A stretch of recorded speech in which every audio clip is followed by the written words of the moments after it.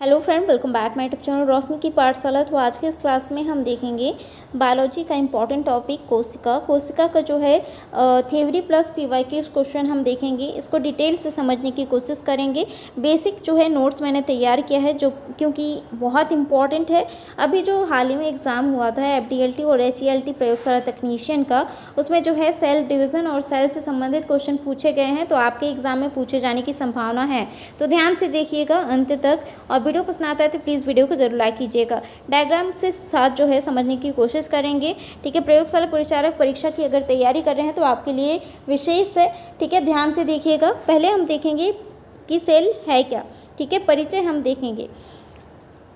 तो सेल क्या होता है फ्रेंड? जीवधारियों की आधारभूत और संरचनात्मक एवं कार्यात्मक इकाई को कोशिका कहा जाता है। यानी कि जितने भी कार्य होते हैं, ठीक है, और संरचना जो होती हैं वो क्या होती हैं? कोशिका से मिलकर बनी होती हैं, और कोशिका में विभिन्न जो है कार्य होते रहते हैं। ठीक है, तो इसीलिए जो है संरचनात्मक और कार्यात्मक इकाई कहा जाता है। तो कोशिका जो है छोटी छोटी, अगर हम शरीर को या फिर किसी चीज़ को हम तोड़ते हैं तो सबसे छोटी से छोटी इकाई जो है वो क्या कहलाती है? कोशिका कहलाती है। ठीक है, कोशिका मिलकर क्या बनाती है? ऊतक का निर्माण करती है। ऊतक मिलकर क्या करते हैं? अंग का निर्माण करते हैं, और अंग मिलकर क्या किसका निर्माण करते हैं? शरीर का निर्माण करते हैं। ठीक है, तो कोशिका के अध्ययन को क्या कहा जाता है फ्रेंड? साइटोलॉजी कहा जाता है, और वर्तमान में सेल बायोलॉजी या कोशिका विज्ञान भी कहा जाता है। ठीक है, तो ये जो है आप नोट डाउन जरूर कीजिएगा, क्योंकि क्वेश्चन पूछा जा सकता है कि कोशिका के अध्ययन को क्या कहा जाता है। ठीक है, या फिर संरचनात्मक और कार्यात्मक इकाई किसे कहा जाता है? तो सेल को कहा जाता है, और सेल के अध्ययन को कहा जाता है साइटोलॉजी, यानी कि सेल बायोलॉजी कहा जाता है। ठीक है, और सर्वप्रथम कोशिका की खोज जो है किसने की थी? ठीक है, ये क्वेश्चन भी पूछा जा सकता है। तो यानी कि 1665 ईस्वी में रॉबर्ट हुक ने की। ठीक है, लेकिन इन्होंने जो कोशिका खोजी थी वो मृत कोशिका खोजी थी। ठीक है, लेकिन इन्हों को जो है रॉबर्ट हुक को फादर ऑफ साइटोलॉजी कहा जाता है। ठीक है, फादर ऑफ सेल बायोलॉजी कहा जाता है। किनको? रॉबर्ट हुक को। क्वेश्चन पूछा जा सकता है कि इस फादर ऑफ साइटोलॉजी या फादर ऑफ सेल बायोलॉजी किसे कहा जाता है? तो रॉबर्ट हुक को कहा जाता है। इन्होंने जो है मृत कोशिका की खोज की थी 1665 ईस्वी में। ठीक है, लेकिन सर्वप्रथम जीवित कोशिका की खोज किसने की थी? ऐसे क्वेश्चन पूछा जाए तो जो है 1674 ईस्वी में एंटोनी वॉन लीवेनहॉक ने की थी। ठीक है, तो ये जो है आप याद रखिएगा। और इसमें जो है डायग्राम मैंने ऐड किया है। तो सेल यानी कि सेल जो है, यहाँ पे बहुत सारे जो है कंपोनेंट्स होते हैं। ठीक है, और जितने भी इसमें होते हैं कंपोनेंट, हर एक कार्य को जो है करने के लिए, डिफरेंट कार्य को करने के लिए रिस्पॉन्सिबल होते हैं। ठीक है, वैक्यूल्स पाए जाते हैं, माइटोकॉन्ड्रिया होती है। ठीक है, और एंडोप्लाज्मिक रेटिकुलम और सेंट्रोसोम, सेल मेम्ब्रेन पाया जाता है। ठीक है, और न्यूक्लियोलस और न्यूक्लियर मेम्ब्रेन, लाइसोसोम, राइबोसोम और rough endoplasmic reticulum, smooth endoplasmic reticulum. ठीक है, गोल्जी एपरेटस और साइटोप्लाज्म। ठीक है, ये डिफरेंट जो है कंपोनेंट्स पाए जाते हैं सेल के अंदर, जो डिफरेंट कार्य के लिए जो है रिस्पॉन्सिबल होते हैं। ठीक है, अब हम बात करते हैं कोशिका सिद्धांत की। तो कोशिका सिद्धांत की अगर हम बात करें तो कोशिका सिद्धांत किसने दिया था? जर्मनी के वनस्पति वैज्ञानिक ने, यानी कि 1838 में। ठीक है, कब दिया था अगर क्वेश्चन पूछा जाए तो 1838 में MJ स्लाइडेन ने, और जर्मनी के ही जंतु वैज्ञानिक ने। ठीक है, किसने? थियोडोर स्वान ने। ठीक है, इन्होंने जो है 1839 ईस्वी में कोशिका का सिद्धांत दिया था। इनके अनुसार जो है कोशिका सिद्धांत के प्रमुख बातें क्या हैं जो इन्होंने दिया था? तो प्रत्येक जीव की उत्पत्ति जो है एक कोशिका से होती है, और प्रत्येक जीव का शरीर एक या बहुत सी कोशिकाओं का बना होता है। ठीक है, इनके सिद्धांत के अनुसार, और प्रत्येक कोशिका एक स्वाधीन इकाई है, तथापि सभी कोशिकाएं मिलकर कार्य करती हैं, फलस्वरूप एक जीव बनता है। और कोशिका की उत्पत्ति की प्रक्रिया में केंद्रक, मुख्य कार्यकर्ता और सृष्टिकर्ता के रूप में भाग लेता है। ठीक है, न्यूक्लियस की बात की जा रही है। ठीक है, तो यह जो है कोशिका सिद्धांत की कुछ प्रमुख बातें हैं। और कोशिका जो है यानी कि सबसे छोटी कोशिका कौन सी है, अगर क्वेश्चन पूछा जाए, यानी कि आकार के आधार पर जो है वर्गीकृत किया गया है कोशिका को। ठीक है, सजीव जगत में और मानव शरीर के जगत में। ठीक है, मानव शरीर और सजीव जगत में। ठीक है, तो इसमें जो है उसको मैं जो है डिटेल से अलग से मैं समझाऊंगी, लेकिन पहले अब देखते हैं सबसे छोटी कोशिका। सबसे छोटी कोशिका जो है क्या है, माइक्रोप्लाज्मा। ये क्वेश्चन पूछा गया है, सबसे छोटी कोशिका किसे कहा जाता है, तो माइक्रोप्लाज्मा को कहा जाता है। सबसे बड़ी कोशिका का भी क्वेश्चन पूछा गया है। शुतुरमुर्ग का अंडा को जो है सबसे बड़ी कोशिका कहा जाता है, माना जाता है। और मानव शरीर की सबसे छोटी कोशिका कौन सी है, शुक्राणु है। ठीक है, और मानव शरीर की सबसे बड़ी कोशिका क्या है, अंडाणु। ठीक है, और मानव शरीर की सबसे लंबी कोशिका क्या है, तंत्रिका कोशिका। ठीक है, यह क्वेश्चन जो है पूछा गया है फ्रेंड। ठीक है, और शुतुरमुर्ग का अंडा जो है कितना होता है, इसका जो है साइज अगर हम देखें, ठीक है, अगर साइज अगर हम देखें तो 170 गुणा 135 mm होता है। नेक्स्ट हम देख लेते हैं कोशिका की संरचना के बारे में। कोशिका की संरचना में जो है, कोशिका में बहुत सारे जो है कंपोनेंट्स पाए जाते हैं, जैसे कि मैंने पहले दिखाया था स्ट्रक्चर में, तो उसको जो है डिटेल से हम समझेंगे। पहले हम देखेंगे कोशिका झिल्ली यानी कि सेल मेम्ब्रेन के बारे में, इसके फंक्शंस और इंट्रोडक्शन हम देखेंगे, स्ट्रक्चर के थ्रू समझेंगे। तो कोशिका झिल्ली जो है, कोशिका के सभी अवयव एक झिल्ली के द्वारा जो है क्या होते हैं, घिरे रहते हैं। ठीक है, ये क्या होते हैं, कोशिका झिल्ली, आउटर लेयर होता है। ठीक है, इस झिल्ली को जो है कोशिका झिल्ली कहते हैं। यह जंतु तथा पादप दोनों में पाया जाता है। ठीक है, और यह कोशिका के अंदर पाए जाने वाले पदार्थ का नियंत्रण करता है। फ्रेंड, अगर क्वेश्चन पूछा जाए कि सेल मेम्ब्रेन जो है किस में पाया जाता है, तो जंतु और पादप दोनों में पाया जाता है। ठीक है, कोशिका झिल्ली अर्धपारगमय यानी कि सेमी परमीबियल होती है, और इस मुख्य कार्य कोशिका के अंदर जाने वाले जो है, अंदर से बाहर आने वाले पदार्थों का निर्धारण करती है। ठीक है, कौन से पदार्थ जो है यानी कि अंदर से बाहर जो पारगम्य होती हैं, ठीक है, तो उसका जो है वो निर्धारण करती है और पदार्थों का नियंत्रण करती है। ठीक है, यहाँ पे आप देख सकते हैं जो है इनसाइड सेल मेम्ब्रेन और जो है आउटसाइड सेल मेम्ब्रेन पाया जाता है। ठीक है, अब हम देखते हैं सेल वॉल के बारे में। ठीक है, कोशिका भित्ति के बारे में। कोशिका भित्ति जो है ये केवल पादपों में पाई जाती है। ठीक है, एनिमल सेल्स में नहीं पाई जाती है। ठीक है, यह सेल्यूलोज की बनी होती है, और यह जो है कोशिका को निश्चित आकार और आकृति बनाए रखने में सहायक होती है। ठीक है, यानी कि उसके आकार और आकृति के लिए जो है रिस्पॉन्सिबल होती है सेल वॉल। ठीक है, जो कि रिजिडिटी जो है कठोरता प्रदान करती है। ठीक है, और जंतु में जो है यानी कि कोशिका भित्ति जो है जंतु में लिपिड और प्रोटीन की बनी होती है, जबकि पादप में जो है सेल्यूलोज की बनी होती है, और जीवाणु में पेप्टाइडोग्लाइकेन की बनी होती है, और कवक में काइटिन की बनी होती है। ठीक है, अगर क्वेश्चन पूछा जाए कि जंतु में सेल वॉल किसकी बनी होती है, तो लिपिड और प्रोटीन की बनी होती है। पादप में किसकी बनी होती है, सेल्यूलोज की बनी होती है, और जीवाणु में पेप्टाइडोग्लाइकेन की बनी होती है, और कवक में काइटिन की बनी होती है। तो इसकी बात की जा रही है। ठीक है, यानी कि सेल वॉल। ठीक है, सेल वॉल का स्ट्रक्चर आप यहाँ पे देख सकते हैं। ठीक है, उसके बाद पाया जाता है अंदर की ओर सेल मेम्ब्रेन। ठीक है, नेक्स्ट हम देख लेते हैं यहाँ पे जो है सेल वॉल की बात आई है। सेल वॉल जो है ग्राम पॉजिटिव और ग्राम नेगेटिव बैक्टीरिया के बारे में भी क्वेश्चन पूछा जा सकता है।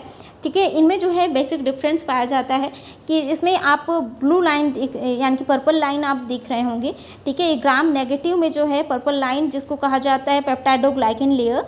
ग्राम नेगेटिव बैक्टीरिया में जो बैक्टीरिया के सेल वॉल में जो पेप्टाइडोग्लाइकेन का जो लेयर होता है वो थिन पाया जाता है, यानी कि पतला पाया जाता है, सिंगल लेयर और या फिर 2 लेयर। ठीक है, तो और ग्राम पॉजिटिव में जो पेप्टाइडोग्लाइकेन लेयर पाया जाता है सेल वॉल में, तो ये जो है थिक लेयर पाया जाता है। ठीक है, इसी कारण से जो है ग्राम पॉजिटिव क्या पर्पल कलर शो करता है, और ग्राम नेगेटिव जो है वो पिंक कलर शो करता है।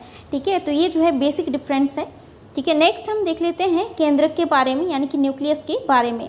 ठीक है, तो इसमें जो है कोशिका के मध्य में एक रचना होती है, ठीक है, जिसे केंद्र कहा जाता है। ठीक है, जैसे कि ये कोशिका है, तो कोशिका के मध्य में जो है एक रचना होती है, स्ट्रक्चर होता है, जिसे क्या कहा जाता है, केंद्र कहा जाता है। यह पादप कोशिका तथा जंतु कोशिका दोनों में पाया जाता है। ये जो न्यूक्लियस है, ठीक है, यह केंद्रक है, ये प्लांट सेल और एनिमल सेल दोनों में पाया जाता है।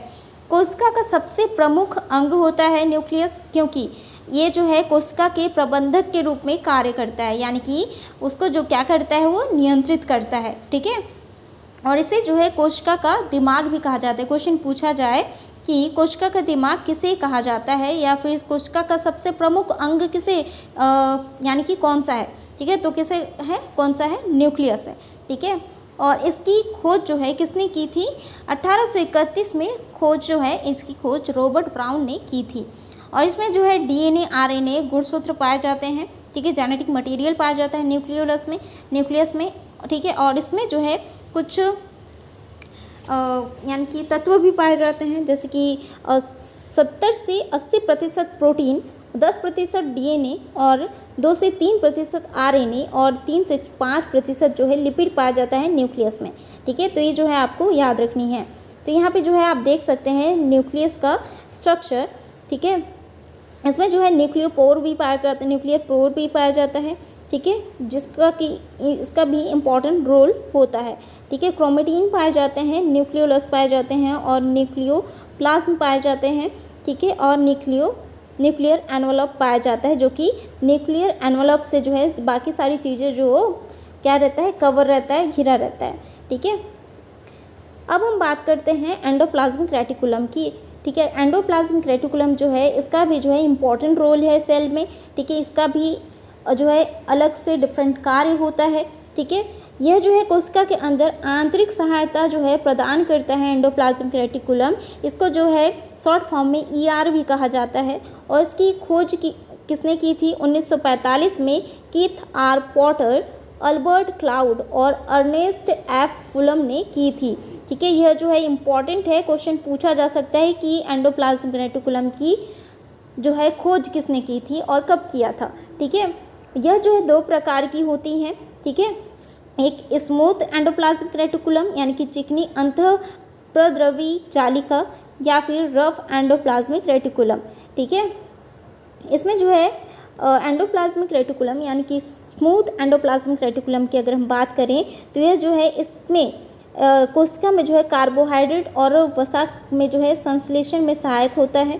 ठीक है, कार्बोहाइड्रेट और वसा के संश्लेषण में क्या होता है, सहायक होता है स्मूथ एंडोप्लाज्मिक रेटिकुलम। जबकि जो है रफ एंडोप्लाज्मिक रेटिकुलम जो है इसमें जो है बाहरी झिल्ली के ऊपर छोटे छोटे कण लगे होते हैं, जैसे कि आप यहाँ पे देख सकते हैं। ठीक है, इसी कारण से जो है वो रफ दिखाई देता है। ठीक है, जिसको जो है राइबोसोम कहा जाता है। राइबोसोम जो है प्रोटीन संश्लेषण में सहायक होता है। ठीक है, ये क्या करता है, प्रोटीन बनाने में जो है काफ़ी महत्वपूर्ण भूमिका निभाता है राइबोसोम। ठीक है, तो यह जो है इम्पॉर्टेंट है। इसे आप यहाँ पे देख सकते हैं ऑरेंज कलर में जो शो हो रहा है रफ एंडोप्लाज्मिक रेटिकुलम और smooth endoplasmic reticulum. Smooth endoplasmic reticulum में जो है राइबोसोम अब्सेंट होते हैं। ठीक है, नेक्स्ट हम देख लेते हैं राइबोसोम के बारे में। राइबोसोम जो है इम्पॉर्टेंट रोल प्ले करता है यानी कि प्रोटीन संश्लेषण में। ठीक है, यह जो है पादप कोशिका और जंतु कोशिका दोनों में पाया जाता है और इसकी खोज जो है जॉर्ज एमिल पैल्डे ने की थी।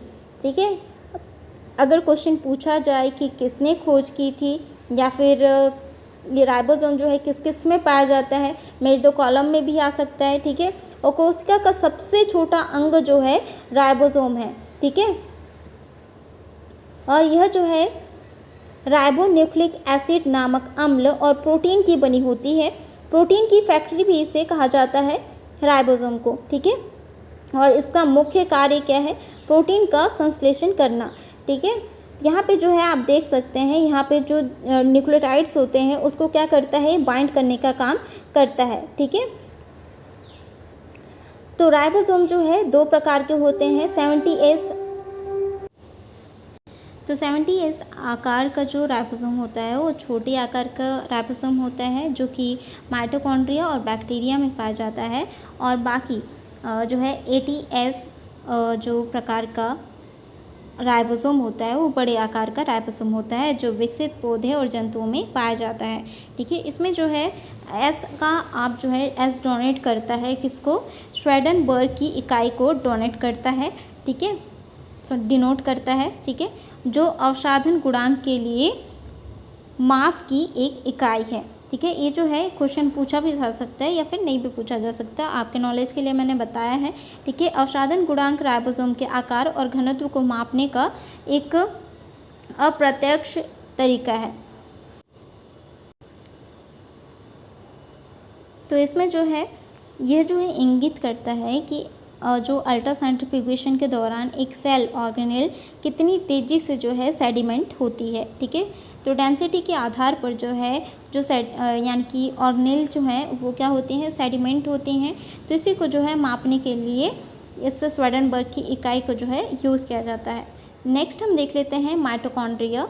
माइटोकॉन्ड्रिया जो है इसकी खोज की थी 1880 में कॉलिकर के द्वारा की गई थी। ठीक है, जो कि कीटों की रेखित पेशियों में पाया गया था। 1890 में अल्टमैन ने कोशिकाओं में इसकी उपस्थिति को बताया कि जो माइटोकॉन्ड्रिया होती है वो सेल में उपस्थित होती है और इसका नाम जो है अल्टमैन ने दिया बायोप्लास्ट। ठीक है, बाकी उसके बाद जो है 1898 में सी बैंडा ने इसका नाम जो है माइटोकॉन्ड्रिया रखा। तो यह जो है इम्पॉर्टेंट है। ठीक है, ईस्ट हिस्ट्रीज तो आपको याद रखना है। यह कोशिका द्रव्य में पाई जाने वाली गोलाकार और सूत्रकार रचनाएं होती हैं। माइटोकॉन्ड्रिया दोहरी झिल्ली से घिरी होती हैं और इन उभारों में जो है क्रिस्टी कहते हैं। ठीक है, इन उभारों को क्या कहा जाता है, क्रिस्टी कहा जाता है, जो कि आप यहाँ पे देख सकते हैं पिक्चर में। ठीक है, और इसमें जो है माइटोकॉन्ड्रियल डीएनए पाया जाता है। ठीक है, इम्पॉर्टेंट है कि इसमें कहा जाता है कि सेल में जो है केवल एक डीएनए पाया जाता है, नहीं, सेल में जो है 2 डीएनए पाया जाता है। ठीक है, सेल के अंदर माइटोकॉन्ड्रिया में भी जो है माइटोकॉन्ड्रियल, जिसको एमडीएनए या माइटोकॉन्ड्रियल डीएनए भी कहा जाता है, क्वेश्चन पूछा गया है। ठीक है, माइटोकॉन्ड्रिया को कोशिका का ऊर्जा गृह भी कहा जाता है क्योंकि ये ऊर्जा उत्पन्न करता है। माइटोकॉन्ड्रिया में कोशिका श्वसन से संबंधित कार्य एटीपी का निर्माण और भोजन का ऑक्सीकरण होता है। ठीक है, इंपॉर्टेंट रोल प्ले करता है माइटोकॉन्ड्रिया। और माइटोकॉन्ड्रिया कोशिका के भीतर जो है क्या करता है, ग्लूकोज को जो है एटीपी यानी कि एडिनोसिन ट्राइफॉस्फेट नामक ऊर्जा में जो है वो अणु में तोड़ता है। ठीक है, किसको, ग्लूकोज को। ठीक है, ये जो है इंपॉर्टेंट पॉइंट्स मैंने जो है ऐड किया है, उसको आप ज़रूर जो है नोट डाउन कीजिएगा। अगर आपको इसका फ्री PDF नोट्स चाहिए तो आप टेलीग्राम ग्रुप ज्वाइन कर सकते हैं, टेलीग्राम ग्रुप में आपको मिल जाएगा। नेक्स्ट हम देखते हैं लाइसोसोम।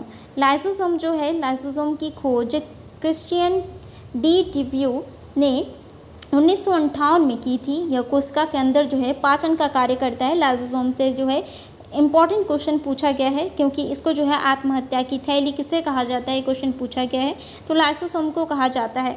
इसके अंदर जो है जल अपघटन एंजाइम यानी कि हाइड्रोलाइटिक एंजाइम पाया जाता है। कोशिका के अंदर जो है कोई अंग यदि काम नहीं करता है तो उस अंग को जो है क्या करता है, लाइसोसोम नष्ट कर देता है। ठीक है, और क्या होता है, उसका कार्य जब नष्ट कर देता है तो कोशिका क्या हो जाती है, फट जाती है। इसीलिए जो है इसको आत्महत्या की थैली कहा जाता है। ठीक है, इसमें जो है आप स्ट्रक्चर देख सकते हैं। कुछ सेल के अंदर जो है यहाँ पे आपको जो है लाइसोसोम दिखाई दे रहा होगा। अगर कोई जो कोशिका के अवयव होते हैं वो काम नहीं कर रहे हैं तो क्या करती है, वो क्या करती है, यानी कि पाचन कर लेती है। ठीक है, नेक्स्ट हम देख लेते हैं गोल्जी काय यानी कि गोल्जी बॉडी की खोज जो है किसने की थी, 1898 में कैमिलो गोल्जी ने की थी। पदार्थ का परिवहन करता है गोल्जी काय और यातायात में सहायक होता है, इसलिए जो है इसको कहा जाता है यातायात प्रबंधक। ठीक है, इसमें जो है गोल्जी बॉडी के स्ट्रक्चर आप देख सकते हैं। ठीक है, नेक्स्ट हम देख लेते हैं सेंट्रोसोम्स यानी कि तारक काय। यह केवल जो है जंतु कोशिका में पाया जाता है और ये बेलन जैसी रचना लिए होती है।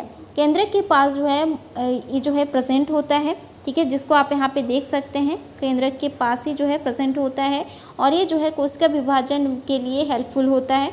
ठीक है, नेक्स्ट हम देख लेते हैं वैक्यूल्स। ठीक है, ये जो है निर्जीव रचना है और यानी कि अगर क्वेश्चन पूछा जाए कि कोशिका के अंदर कौन सी ऐसी निर्जीव रचना है तो क्या है, वैक्यूल्स है यानी कि राजधानी है, जिसमें जो है तरल पदार्थ भरा होता है जो कि एक झिल्ली से घिरा हुआ होता है। इसमें जो है आप इसमें देख सकते हैं, ठीक है, एनिमल जो यानी कि एनिमल सेल में जो है वो छोटे फॉर्म में होता है और प्लांट सेल में वही वैक्यूल जो है यानी कि राजधानी जो है बड़े साइज में होता है। ठीक है, राजधानी में एक प्रकार का द्रव पाया जाता है जिसे कोशिका रस कहा जाता है। कोशिका रस में क्या क्या पाए जाते हैं, जल पाया जाता है, खनिज, लवण, कार्बोहाइड्रेट इत्यादि जो है पाए जाते हैं। राजधानी जंतुओं में छोटी होती है, ठीक है, यानी कि इसमें आपके जैसे बताया, और पादप में बड़ी होती है। ठीक है, क्यों बड़ी होती है देखिएगा, इसमें जो है स्टोरेज का काम करती है। क्या स्टोर करती है, न्यूट्रिएंट, वाटर और कुछ वेस्ट पदार्थ जो होती हैं वो क्या होती है, वैक्यूल्स जो है स्टोर करके रखती हैं। ठीक है, और इसमें जो है लार्ज वैक्यूल पाया जाता है प्लांट सेल में। ठीक है, इसमें जो है ये भी जो है प्लांट को क्या करते हैं, रिजिड प्रदान यानी कि कठोरता जो है प्रदान करती है। नेक्स्ट हम देख लेते हैं प्लास्टिड यानी कि लवक। यह केवल जो है पादप कोशिकाओं में पाया जाता है। प्लास्टिड ये 3 प्रकार का पाया जाता है। हरित लवक जिसे क्लोरोप्लास्ट कहा जाता है, अवर्णित लवक यानी कि जिसको ल्यूकोप्लास्ट कहा जाता है, और वर्णित लवक जिसको कहा जाता है क्रोमोप्लास्ट। ठीक है, तो हरित लवक क्या होता है फ्रेंड, यह जो है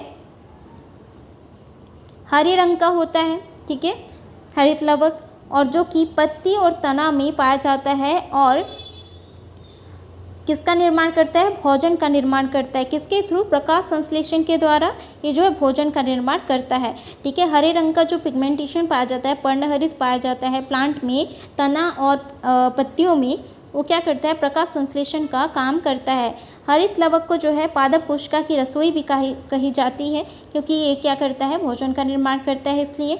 नेक्स्ट हम देख लेते हैं अवर्णित लवक, ल्यूकोप्लास्ट। ठीक है, ये क्या होते हैं, यानी कि रंगहीन होता है ये। ठीक है, रंगहीन लवक होता है, रंगहीन यानी कि प्लास्टिड होता है। ठीक है, ये जो है यह पौधों के उन भागों में पाए जाते हैं जहां सूर्य का प्रकाश नहीं पहुंचता।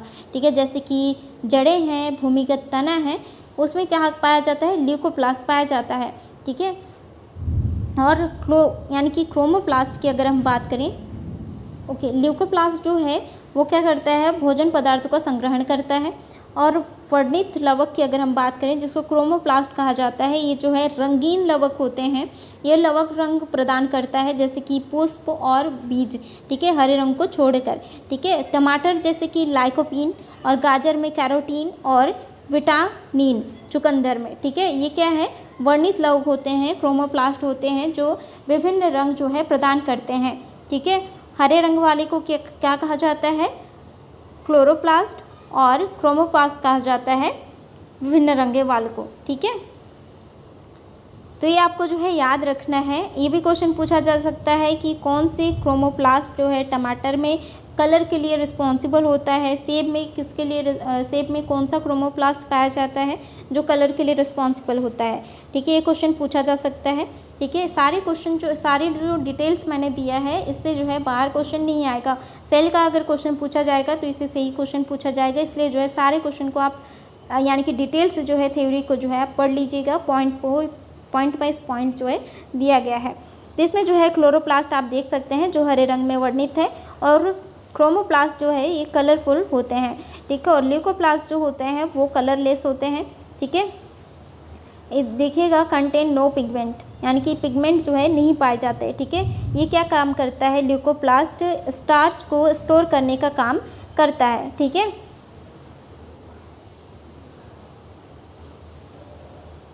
नेक्स्ट हम देख लेते हैं, हाँ, इसमें जो है क्रोमोप्लास्ट जो है वो फ्लावर्स और फ्रूट्स में पाए जाते हैं। ठीक है, और ये जो है यानी कि क्लोरोप्लास्ट जो है ग्लूकोज को स्टोर करता है, यह भी आप ध्यान दीजिएगा। नेक्स्ट हम देख लेते हैं सेल में क्या जो है सिमिलैरिटीज़ पाई जाती हैं। ठीक है, क्या क्या समानताएं पाई जाती हैं एनिमल सेल में और प्लांट सेल में, और क्या भिन्नताएं पाई जाती हैं। ठीक है, ये हम देखेंगे। पहले हम देख लेते हैं सिमिलैरिटीज़ कि प्लांट सेल और एनिमल सेल में क्या क्या सिमिलैरिटीज़ पाई जाती हैं। तो इसमें जो है कंटेन न्यूक्लियस, यानी कि प्लांट सेल में और एनिमल सेल में न्यूक्लियस यानी कि दोनों सेल में न्यूक्लियस पाया जाता है।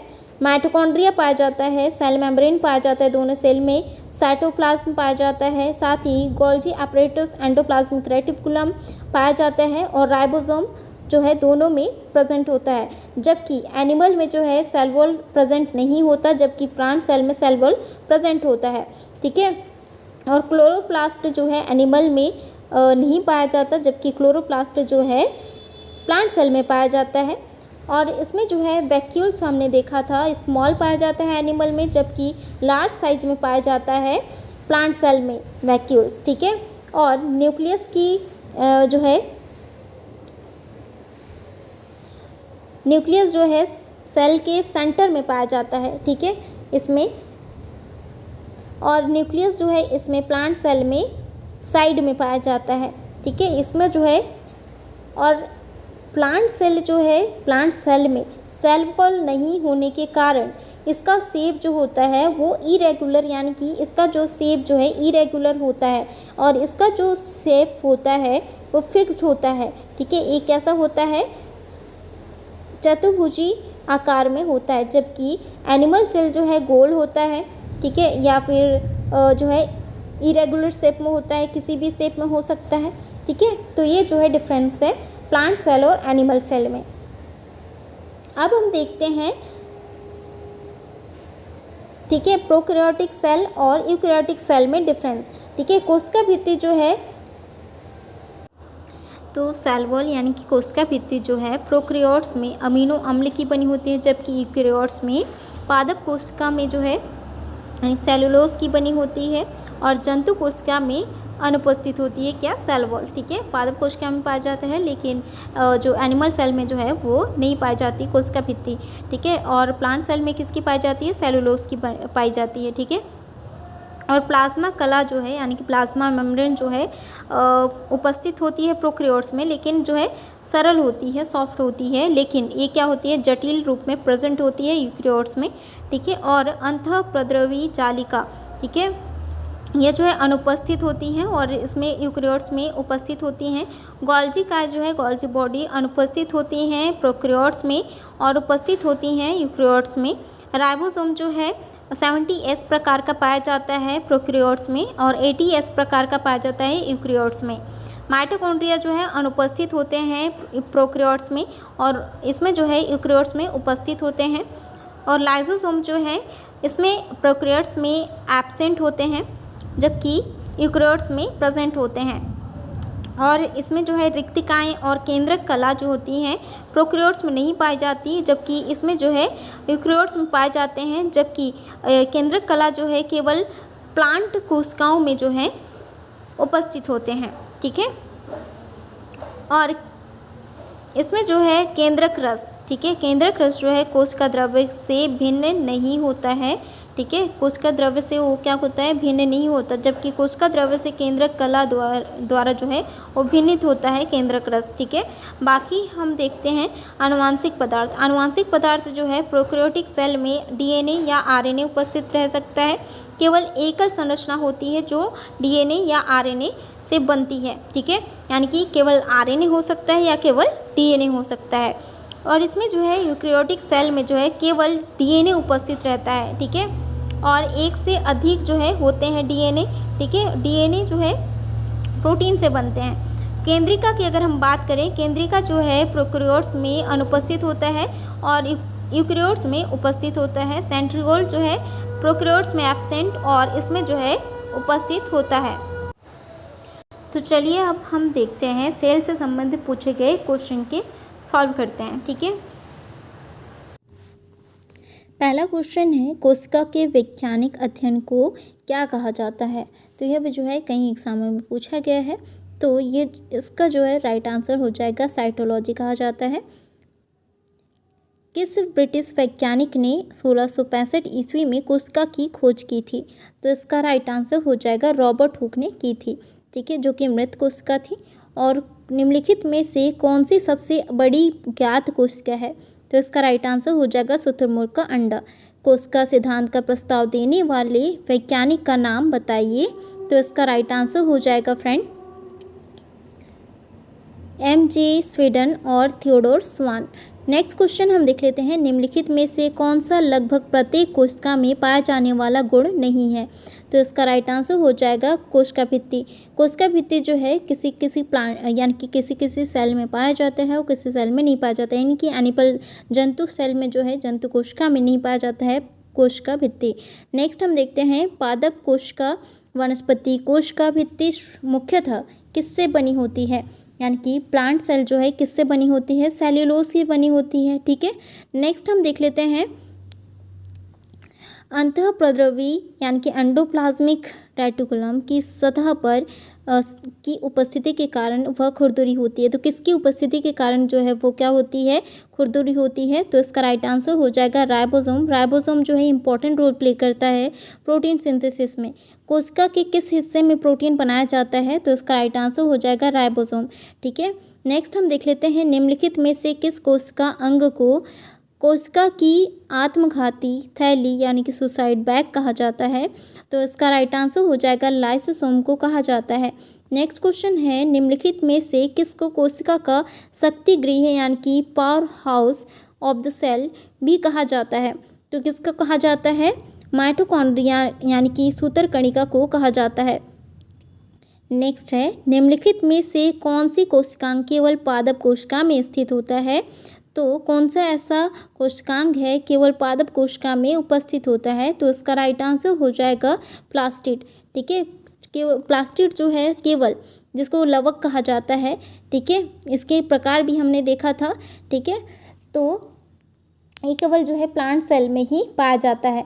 ठीक है, नेक्स्ट हम देख लेते हैं, निम्नलिखित में से किस यानी कि कोशिका का नियंत्रण केंद्र होता है? तो कोशिका का नियंत्रण केंद्र को जो है किसे कहा जाता है, कौन सा है? तो इसका राइट आंसर हो जाएगा केंद्रक। ठीक है, तो आशा करती हूँ आपका जो क्लास है आपके लिए काफ़ी इन्फॉर्मेटिव रहा होगा। वीडियो पसंद आता है तो प्लीज़ वीडियो को जरूर लाइक कीजिए और ऐसे ही इंपॉर्टेंट क्लासेस देखने के लिए मेरे चैनल को सब्सक्राइब करिएगा, साथ ही बेल आइकन को जरूर प्रेस कीजिएगा। मिलते हैं नेक्स्ट क्लास में इंपॉर्टेंट टॉपिक के साथ। नेक्स्ट क्लास में हम देखेंगे कोशिका विभाजन की important theory plus MCQ question answer.